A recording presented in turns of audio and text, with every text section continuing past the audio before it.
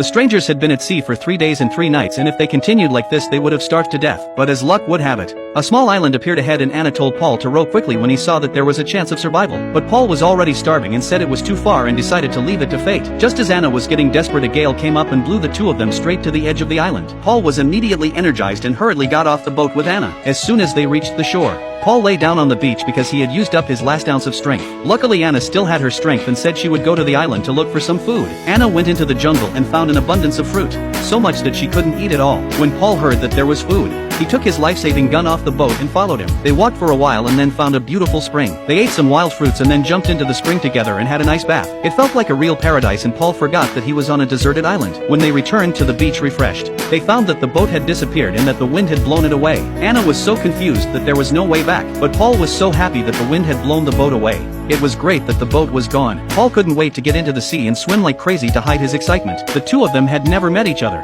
just two strange tourists. But Paul had fallen in love with Anna at first sight when he was in distress, and God allowed Paul to stay with her. Together they build a hut and have to solve the problem of housing. The two get to know each other, and Paul hopes to stay on the island with Anna for the rest of his life. But Anna didn't like the wilderness. It wasn't much fun to live like a savage, so Anna goes to the beach and sets up a distress call, hoping that a passing ship or plane will see it. But after months of not seeing anyone else, Anna accepted life on a deserted island. The good news is that there is an endless supply of fruit, all natural and without any additives, and Anna's skin is better. The two of them had a very good life, but they got bored of eating fruit all the time. Paul would go to the sea to catch fish and prawns and crabs, and there was more seafood than he could eat. Although their life was very primitive, they were very happy. Slowly Paul had the idea of having children. After all, on the island there was a need to raise a family.